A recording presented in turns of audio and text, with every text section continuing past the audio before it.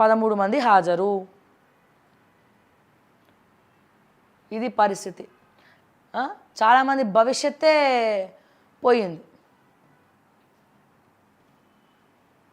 నియోజకవర్గానికో integrated campus, ఒకే చోట SC ST BC minority గురుకులాలు CM Revanth 20 నుంచి 25 ఎకరాల్లో ఏర్పాటు పైలట్ ప్రాజెక్టుగా కొడంగల్ మదిరలో నిర్మిస్తామని వెల్లడి.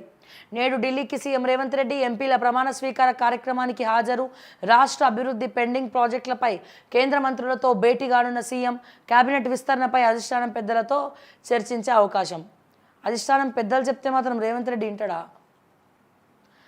బీజేపీలో అధ్యక్ష లొల్లి, పాత కొత్త నేతల మధ్య తీవ్ర స్థాయిలో విభేదాలు. మొన్నటిదాకా ముందు వరుసలో ఈటల పేరు లెఫ్ట్ బ్యాక్గ్రౌండ్లో కారణంతో ఆయనకు ఇవ్వద్దంటున్న సంఘవాదులు. కరెక్టే కదా మరి.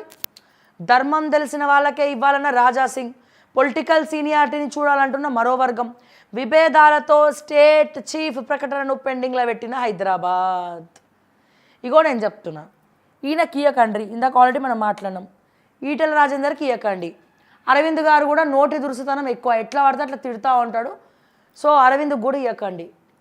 వీలైతే కొద్దిగా రఘునందన్ రావు వాక్చాతుర్య నేత కాబట్టి అన్నీ ఏదైనా ఇమీడియట్గా ప్రెస్ మీట్లు పెట్టి మాట్లాడతాడు కాబట్టి రఘునందన్ రావు గారికి ఇవ్వచ్చు. అండ్ దీంతో పాటుగా డీకే అరుణ గారికి కూడా ఇవ్వచ్చు. ఆంధ్రప్రదేశ్లో మా పురంధరేశ్వరి గారు అధ్యక్షురాలు అయినప్పుడు ఇక్కడ కూడా మహిళా అధ్యక్షురాలు ఉంటే తప్పేంటి? డీకే అరుణ గారికి ఇవ్వండి, చాలా అద్భుతంగా హ్యాండిల్ చేస్తారు. ఆవిడ మంచి ఎక్స్పీరియన్స్ ఉన్నటువంటి నేత. మహిళకి ఇచ్చినటువంటి ఘనత కూడా బీజేపీకి తగ్గుతుంది. ప్లస్ డీకే అరుణ గారికి ఇచ్చారు అనుకో, వీళ్ళందరూ సైలెంట్ అయిపోతారు. ఎవరు కాంట్రవర్సీ చేయడానికి లేదు. లేదా రఘునందన్ రావు గారికి ఇవ్వండి, లేదా మా రాజాసింగ్కి ఇవ్వండి. మా రాజాసింగ్ ఉన్నాడు కదా, మా రాజాసింగ్కి ఇవ్వండి. ఓకే, లేదా మా కామారెడ్డి ఎమ్మెల్యే గారికి ఇవ్వండి. ఓకే, ఇక వీళ్ళిద్దరికి మాత్రం వద్దు సార్, దండం పెడతా ప్లీజ్. మొత్తం అయిపోతుంది, మళ్ళీ గ్రాఫ్ మొత్తం పడిపోతుంది. ఈసారే వీళ్ళు మోడీ వేవ్తో గెలిచిర్రు. మోడీ కోసం మోడీని చూసి ఓట్లు వేసిర్రు. ఇక మొత్తం ఇబ్బంది అవుతుంది. అయితే అరుణ గారికి, లేకపోతే రఘునందన్ రావు గారికి, లేకపోతే రాజాసింగ్ గారికి, లేకపోతే మన కామారెడ్డి, ఇద్దరు సీఎంలను ఓడగొట్టినటువంటి ఘనత ఆయనకు ఉంది కాబట్టి కృతజ్ఞతగా అంత కష్టపడి ఇద్దరు సీఎంలు ఓడగొట్టడం అంటే మామూలు విషయం కాదు. కాబోయే సీఎము, ఆల్రెడీ ప్రస్తుత సీఎము మా వెంకటరమణారెడ్డి గారు, ఆయనను చేయండి. తిరుగుతాడు, తెలంగాణ మొత్తం పాదయాత్ర చేయమని చేస్తాడు, కష్టపడతాడు, కష్టజీవి. సో ఇక మీరు ఆలోచించుకోండి, ఆప్షన్స్ ఇచ్చినాం కదా.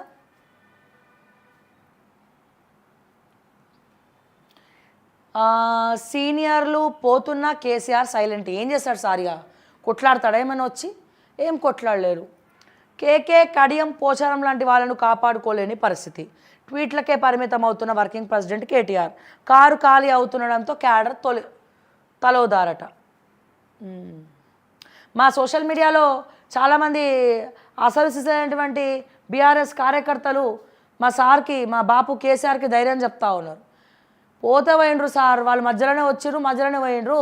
మా కార్యకర్తలు పోతే మీరు బాధపడాలి, మేము కార్యకర్తలం ఉన్నామంటారు.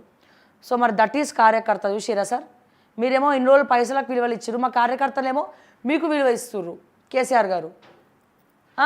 ఇగో సీనియర్లు పోతున్నా కేసీఆర్ సైలెంటు. ఈయన ఉన్నదానికి వాళ్ళని బతిమలాడతారు. ఎవరన్నా పో అంటే పో అనే అంటారు. బతిమలాడినా వాళ్ళు ఉండరని నాకు తెలుసు, అందుకే అడుగుండాడు బహుశా.